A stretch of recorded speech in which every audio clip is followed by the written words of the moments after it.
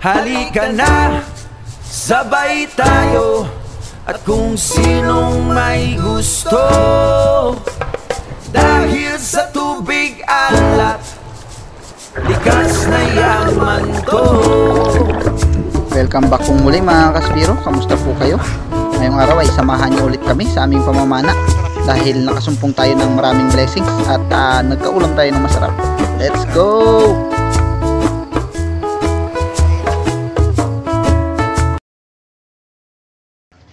Andito ako sa bahay nila. Naghatid ako kay Bianan sa Pantalan dahil papunta sila ng puerto, at dito ako sa bahay ni Bro Jake Abiner. Inanyayahan na magkape at ang kanyang butihing may bahay. Maraming salamat sa pagtanggap.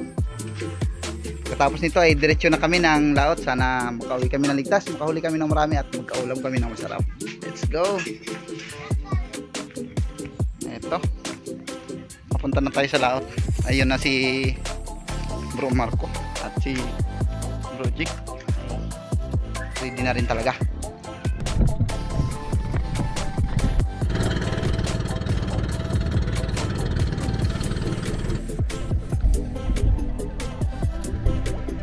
Right, dito na kami sa spot, mga kaspiro. At sa pagsisid natin na ito ay meron tayong nakitang King Mac. Napakalaki na sana nito, kaya lang yung ating palihan ay kapos na. Kaya saktong pagkalabit ko hinila ng buya pa itaas, kaya eto nabuhol yung ating shooting line. Matapos ang ilang beses nating pagsagawa ng pagsisid, eto nakakita tayo ng 2 pirasong King Mac ulit.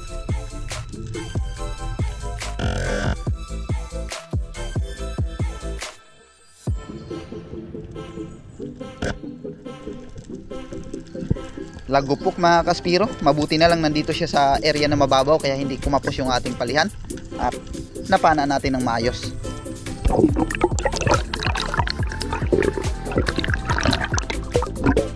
Nangangailangan na ng dugtong yung ating lubid dahil madalas nang kumakapos.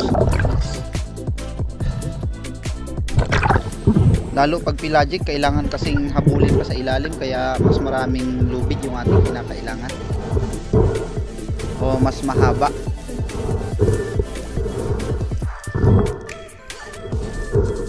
Kaya lang nagtanong ako ng number 6 na lubid para maging buya sana natin, pero nasa 300 plus yung isang rolyo, wala kasing tingi. Siguro bibili rin tayo niyan pagka makabuelo-buelo na.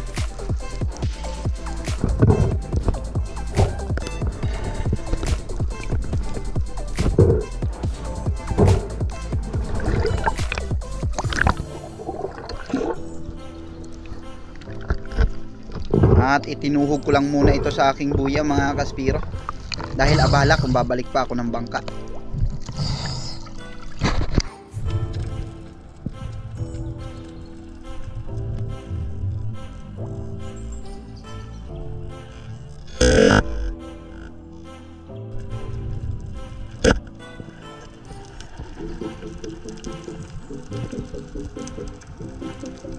Medyo may kalakihan na ito mga kaspiro kaya may kalakasan na yung kanyang pagbuelo.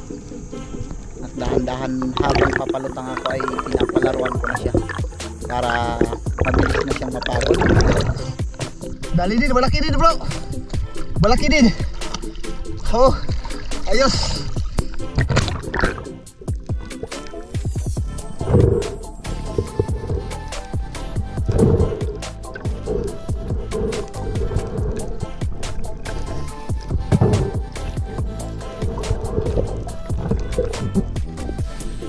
Kung mapapansin nyo mga kaspiro, yung ating shop ay kilok na naman dahil medyo may kalakihan na ito.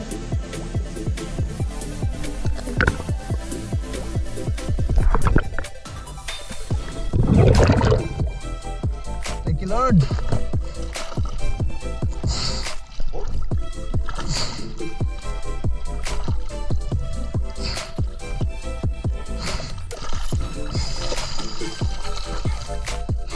Diyos.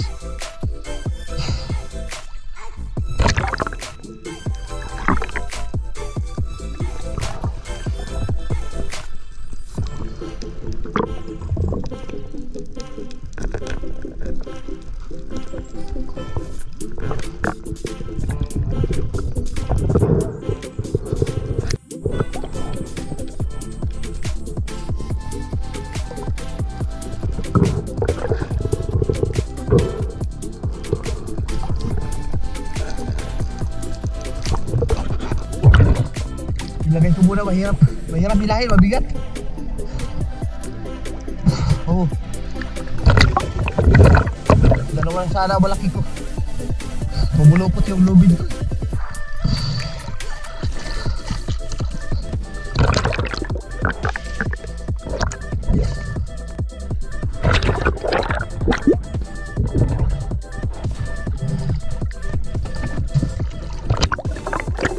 Oh. Bakit? Oo.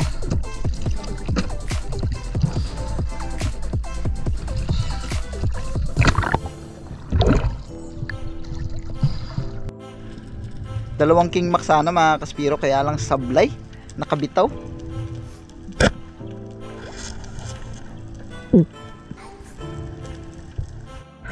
Panibagong spot ito mga kaspiro, at dito ulit tayo maghunting, baka sakaling meron ding pelagic. Matapos naming maikot yung bahura na ito mga kaspiro ay wala kaming napanang pelagic, kaya ito yung isang malaking pusit ang napagdiskitahan ko ng panain bago sumampa. Sayang kasi kung i-unload lang natin yung ating guma. Nasa media kilo na rin ito, kaya goods na ito.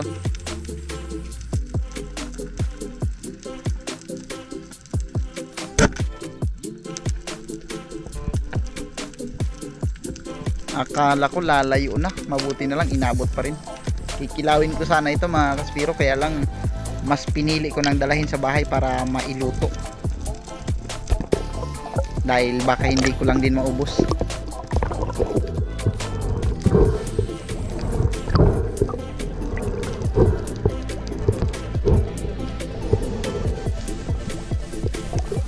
Muntikan pa palang sumabla yung ating pagkakapana. At pagkatapos nga nito mga kaspiro ay bumalik kami doon sa napanaan natin ng Tangigi, sa una nating naging spot, sa pagbabaka sakaling baka makadagdag tayo.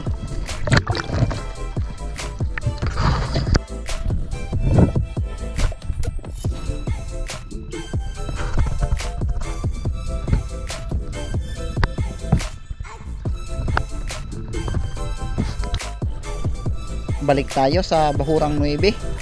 Tumali na lang ako sa bangka nila Bro Jake, dahil maliit lang din naman ang bahura na ito at lumakas na.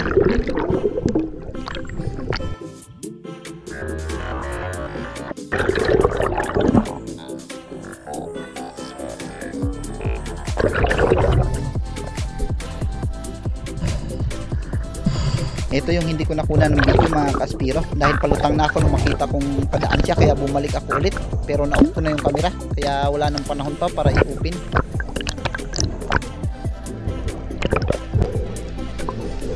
Halos na sa 3 minuto rin yung aking palaro dito sa king mackerel na ito mga kaspiro. Ito yung pinakamalaking king mac na nahuli natin sa araw na ito.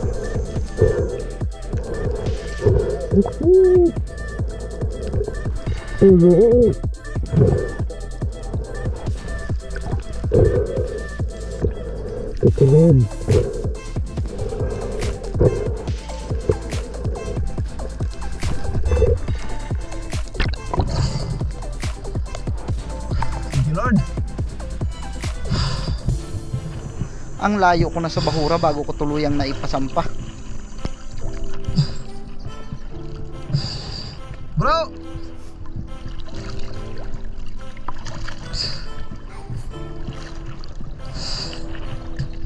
Salamat sa Diyos.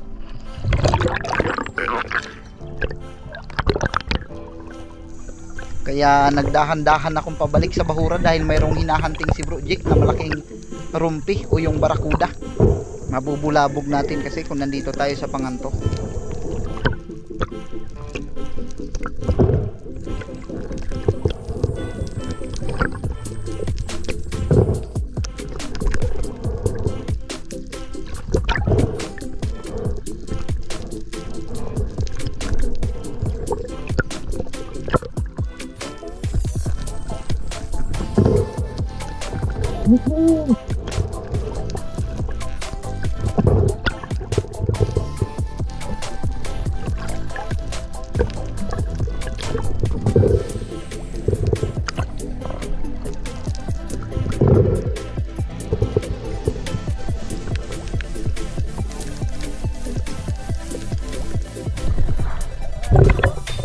malalim na. Oo.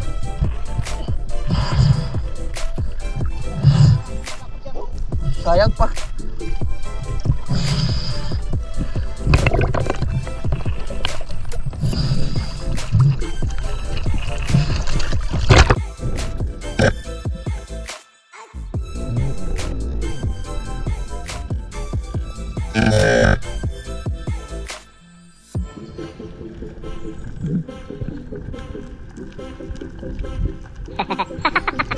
Insaktong pagsisid ko ay padaan siya, kaya hindi ko na binigyan pa ng pagkakataon.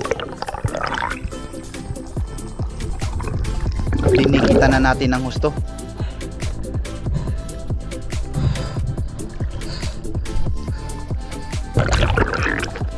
Siyempre hinayaan ko muna siyang manghina bago ko tuluyang hinila para bawas na yung kanyang pwersa.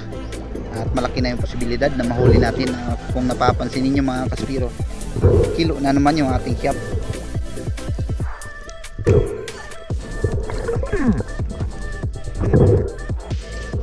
Salvimar siyap na lang talaga. Sa awa tulong ng Diyos, sana makabili tayo. Pagka makabuylo-buylo, sana swerte-swertehin tayo.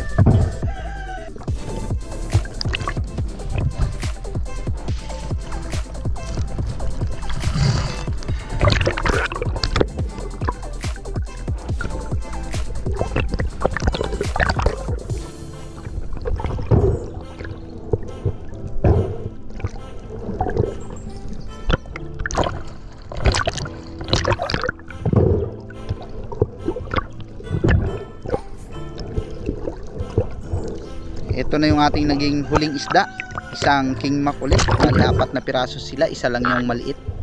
At syempre yung maliit ay iiwan na natin yan.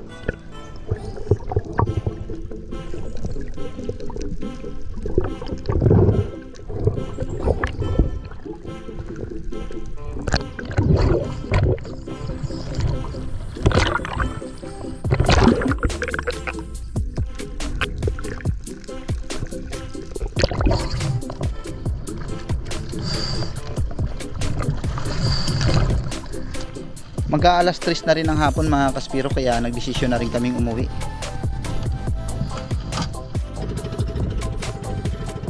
Magkabila ang barangay kami, kaya naghiwalay na kami sa pagkakataong ito. Sila ay umuwi na ng Santa Teresita habang ako ay bumalik na ng poblasyon. Yes, blessings natin para sa araw na ito. Maraming salamat sa Panginoon sa pinagagawa niya sa amin. Bagamat yung isa ay hindi natin nakuha ng video, pero iyan oh, wow, napakagandang tingnan. Salamat sa Diyos. Alright, ang lalaki niyan mga kaspiro. At ito yung reject assorted, yan, mga media kilo na pusit. Wow, ang ganda tingnan. Maraming salamat. Maraming salamat po sa mga tagaligit na patuloy na sumusuporta. Let's go. Alamin natin sa palengke kung ilang kilo ang aabutin. Yehoo! Sakto namang nandito na yung aking mag-ina para sunduin ako. Wow!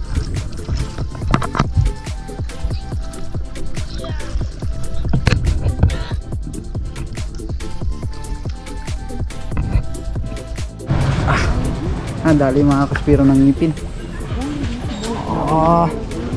Lamig kayo.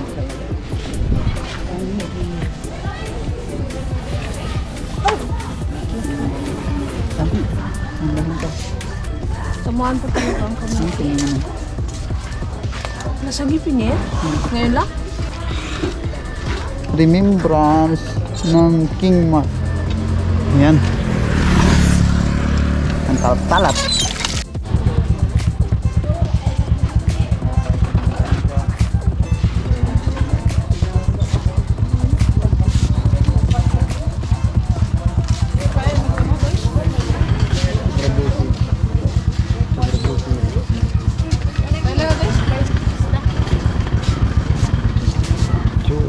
Ya. Sobrarin na. Kaya to? Ito ba ito? Kaya pa yan? Kaya.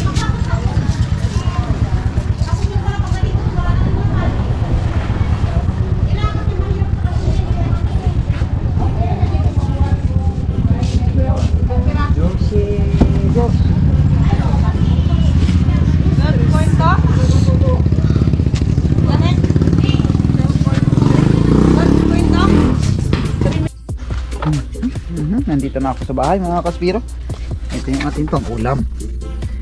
Yun, isang King Mac at yung mga kalahating kilo siguro na pusit.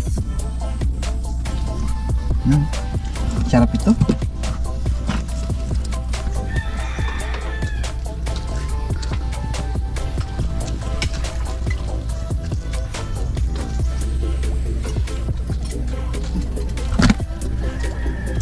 Sakto yan kasi bukas wala muna akong laot dahil mag-i-edit ako ng video para mayroon tayong pang-upload ulit.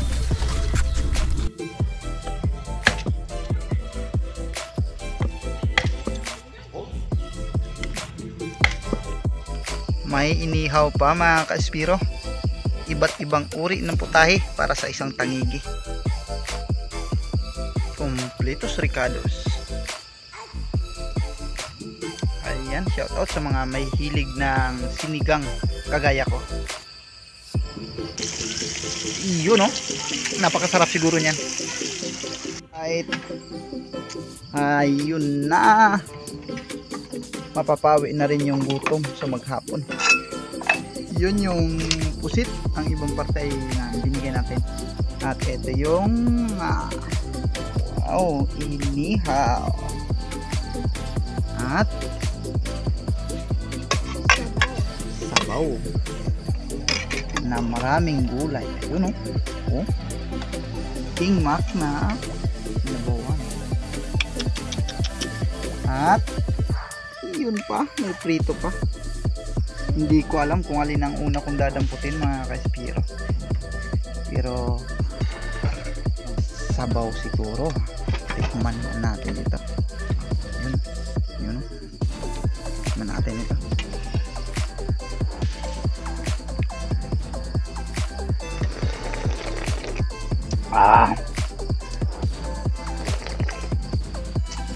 Salamat sa Diyos sa napakasarap na pagkain at pag-iingat sa laot, lalong lalo na sa pagbibigay sa atin ng biyaya.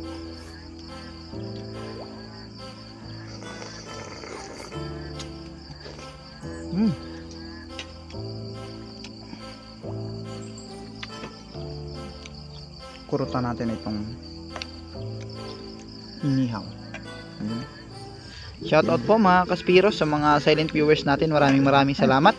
At sa mga solid supporters natin kay Pin Expert, One Life History, Kasalom TV, Romel Navarrete, kay Modisto Paul, at kay Denise De La Cruz and family, kay Loria Vidal, Pablo Rafael, maraming salamat din, kay Jerlyn Agbay, at Charis Abinir, Pablo Rafael, Austin Jik Buma, kay Jik Abiner, maraming salamat din yung nakasama natin sa laot, kay Jose Roldan Journalist, shout out, Judith Gomez, maraming salamat po, Johnny Jake 10, Ruel Suway Bagyo, at Pancho Pantino, ganon din kay Nixon Itchon, Jasper TV, Espero Wanabi, Tarzan in Palawan, Rogelio Sosalo, at kay Jamie Bayona, Smiling Golden Retriever ng Pirates, at sabi niya shout out daw kay Pablo Alaw ng Paranaque, ganon din kay Daryl Bungalos, at Malimukon Vlog, Milagro sa Diyos, maraming salamat din kay Ronaldo Balase, Danilo Achuds Prince Adalim,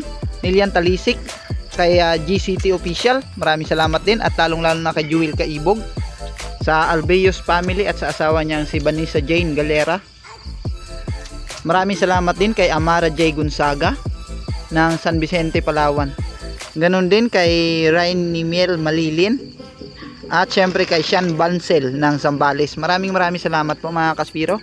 Kita-kita po tayo sa next video natin kung lulubin ng Panginoon.